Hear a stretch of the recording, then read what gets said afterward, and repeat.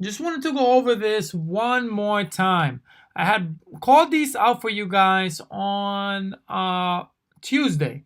So the two calls were ASML and Cyber because they were already over 30%, basically right at the open, man. I mean, not even a minute had gone by, and these things were already at the open. And I've been pointing these out again. Guys, if the volume is there, the moves are surely to follow. So, for example, ASML is a great example. Obviously, on Tuesday, it had an awesome breakout. And if you're following the boxing, you took the trade, you know that you actually had a really good day. So Tuesday was what, the 14th? This is too far back. Let me go ahead and adjust this chart here. All right, so let's go back to the 14th on the 10-minute. As you can see here, it basically failed to break the pre-market low. So when it broke high, you had a great opportunity to take this because obviously the volume was there. The volume was there for the taking. And they were small candles overall. You see, they were pretty small candles. But when you look at the 30-minute, you can see that the action was there. The move was there. It was backed by a lot of buyers. So if you had traded this on Tuesday, you would have done great. But more than that, if you traded this on Wednesday, because a lot of the times the moves don't come heavy the day of. When you see a lot of volume come in, they come in the days that follow. And this is what I wanted to point out. Look at how it happened yesterday. I mean, this thing just had a massive break. After gapping lower, obviously, you know that if you have a gap low, a gap down, and or a gap up, you're probably going to get a closing of that gap. In this case, obviously, it closed the gap that it created to the downside. It closed it, and it closed it with a lot of pressure, a lot of momentum. This thing just said, hell no, I'm not going to go low. I'm going up. And look at this thing. Look at this thing rally. And it broke through all three pivots without any hesitation, guys. I mean, this thing just went straight up, and you could have collected profits at the middle pivot and at the final pivot where it pretty much found its final resting place for the day. And as you can see here, even today, it still continued to rally because if you go back to the history of the last time it had this kind of volume coming into it. So let's go ahead and draw a line here. So if we have a line here, look at the time it had this kind of volume. So this time it had the volume, but it was to the downside. And obviously it went down. The days that followed, it went down a little bit as well. So it continued the flow. So even though it gapped up, it continued the flow down overall. Even though it had green candles, it still kept gapping lower and lower. So this is the thing. You have to pay attention and you have to follow these because the moves may not come the day of. In this case, it did come the day of. So here, when you're looking at this candle from 417, this would have been the perfect day to trade this stock because obviously it had a nice break low. And I mean, it broke this box so beautifully that you could have, I mean, look at this, guys. It went from 209, 208, all the way down to 200. That's a $9 move. So if you took advantage of that, you obviously would have had a nice profit. If you're following the boxing strategy, you definitely would have made money that day because there's no wicks on the upside. I mean, you definitely would not have been stopped out. It was just an easy trade. Another one I had called out was Cyber on Tuesday. So Cyber, CYBR, again. And all I'm calling out is just the volume percentage. I mean, you choose the direction you want to trade it based on your strategy. But look at this beautiful thing. Look at this thing.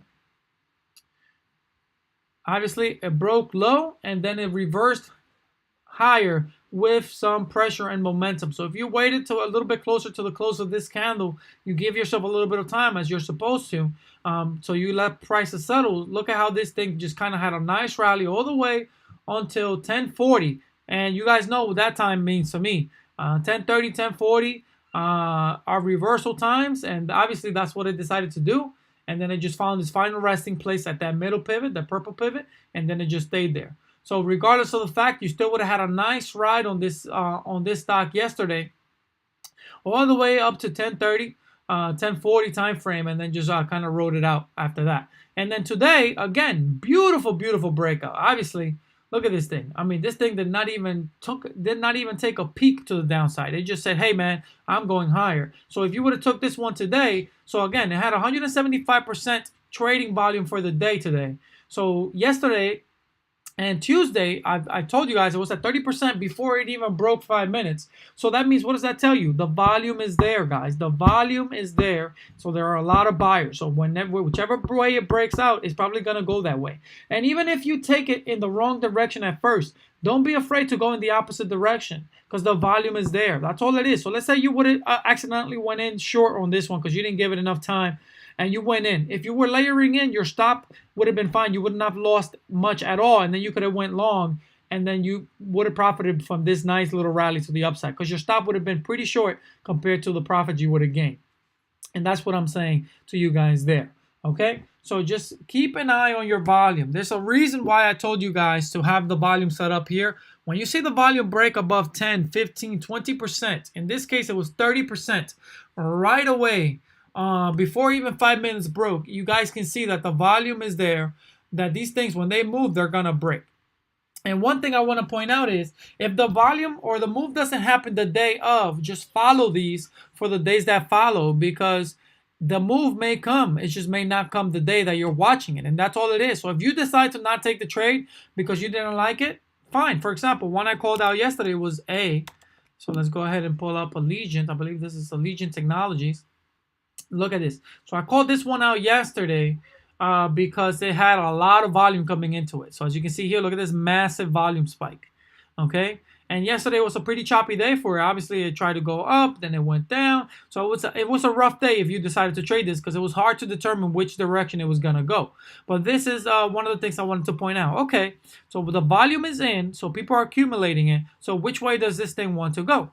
So today, actually, you got the confirmation, and it broke up to the upside very nicely today. So you would have made money on this one today. But this is what I wanted to show you guys. The last time it had this kind of volume, and let's go ahead and zoom out on the daily. So look at the volume coming in here. So let's go ahead and zoom out a little bit more. All right. Let's see, when was the last time we had a massive candle like this? All right. The nearest closest candle was this one here. So let's go ahead and zoom in there. All right, so it was this one here. It gapped up, it went up, and look at what happens the days that follow after you get this kind of massive volume. And this is what I want to show you guys. Look at the history of the stocks. If they're showing you a history of movement after they have a massive spike like this, and in which direction, then take that direction. So what I'm telling you guys is follow them. The move may not come the day of, like yesterday. It didn't come the day of yesterday. It actually did move pretty significantly up and down. But obviously, it would have been a choppy day. You wouldn't have known which way to keep it. But so you might have gotten stopped out. But here, now that you have this confirmation that this thing is going up, man, now you just give yourself enough time. So this thing moves about $1 a day, $2 a week, $4 per month. And I'm expecting this thing to close this gap. So here we go, $74, and we are currently at $69. So how much time do I need to give myself? I'm going to give myself a month. You know, you can buy the monthlies out a month, or you can start doing vertical spreads, put vertical spreads, and just give yourself the time that it deserves so that it closes this gap. Because obviously, when it has this massive volume spike, it needs a little bit of, it decides to run for the days that follow and weeks that follow. So this is all I'm saying, guys. This thing may close this 74 gap in a matter of days, in a matter of a week or two. And this is all you have to kind of pay attention to here. So especially when you study the behavior of the last time it had that kind of volume. And that's pretty much it for this video, guys. I hope you guys enjoyed, and I hope you guys keep catching these massive breakouts, these massive stocks that are running as the VIX is, coming off the highs. And once the VIX goes back to those highs of 18, 20, 25, 30, you guys have to be ready because the stocks like to take the elevator down and the escalator up. So just be ready, and let's continue to be profitable as these stocks continue to give us these massive, massive days. I'll see you guys in the next one.